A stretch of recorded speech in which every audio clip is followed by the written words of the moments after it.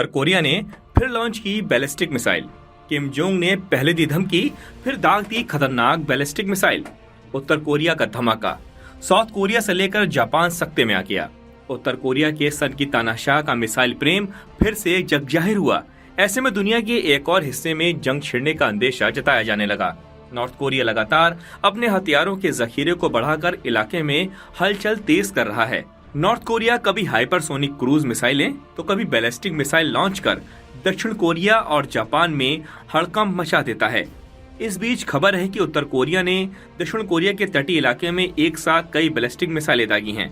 Kim Jong Un ने ये action ऐसे समय लिया है जब अमेरिका और दक्षिण कोरिया मिलकर उत्तर कोरिया की सीमा पर सैन्य अभ्यास करने जा रहे हैं।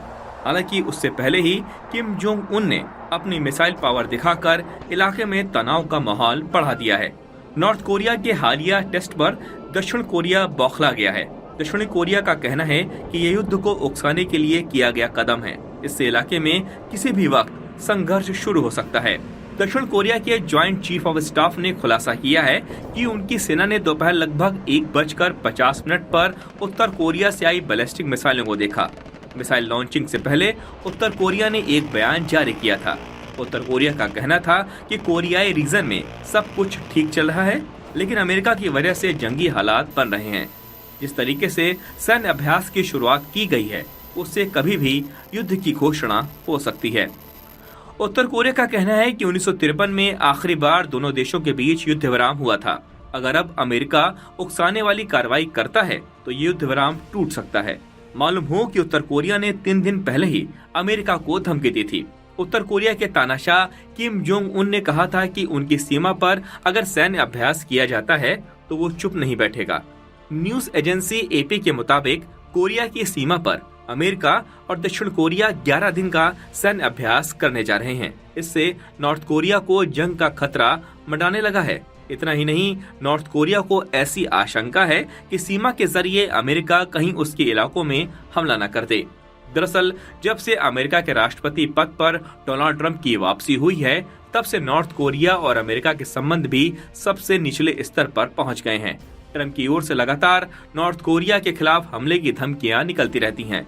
इससे तमतमाया नॉर्थ कोरिया भी जवाबी कार्रवाई करता रहता है। यही वजह है कि किम जोंग उन की बहन ने 3 दिन पहले अमेरिका को चेताया था कि आप अपना अभ्यास कहीं और जाकर करें, वरना हम आपको छोड़ेंगे नहीं। इस बीच नॉर्थ कोरिया और साउथ कोरिया के बीच बढ़ते तनाव पर स्थानीय लोगों में जमकर गुस्सा फूटा है। साउथ कोरिया के प्रदर्शनकारियों का कहना है कि अमेरिका के साथ हो रहे युद्धाभ्यास से इस क्षेत्र में तनाव बढ़ेगा, जान माल का भारी नुकसान होगा।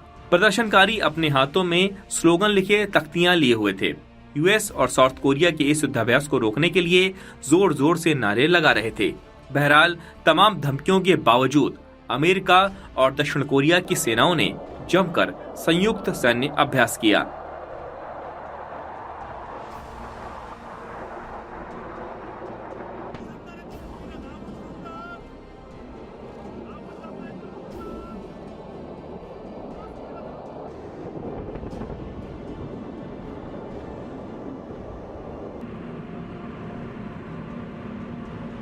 이후로 포천 시민들의 생명과 안전은 언제든지 침해받을 수 있다는 주장과 다르지가 않다라고 생각합니다. 이제 포천 시민들은 계속 진행되고 있는 이 군사훈련에 대해서 근본적으로 묻지 않을 수 없습니다.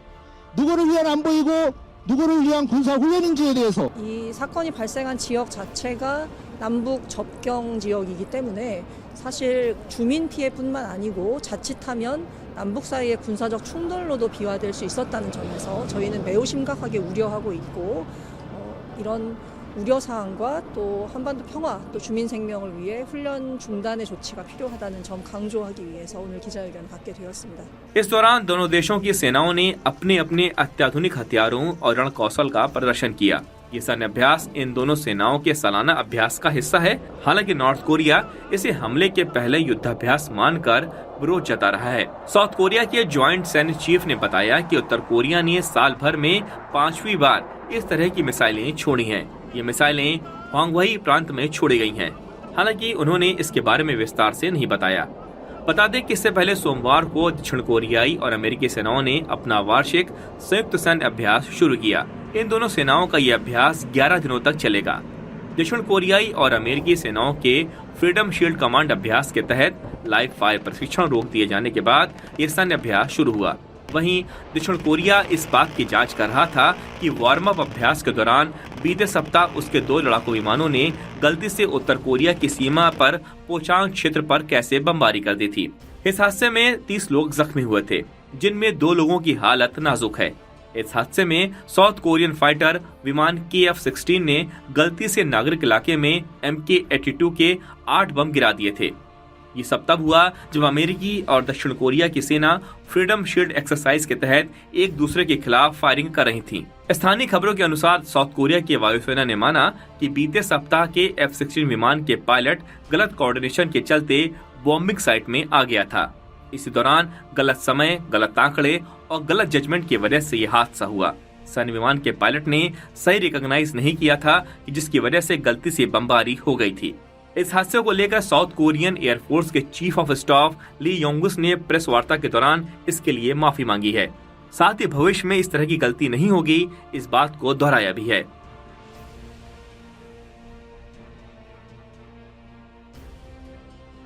민간 지역에 포탄이 떨어진 사건은 공군의 훈련 관리 및 안전 절차가 심각하게 미비했음을 여실히 보여주는 사고로 이에 대한 책임을 엄중히 묻지 않을 수 없다.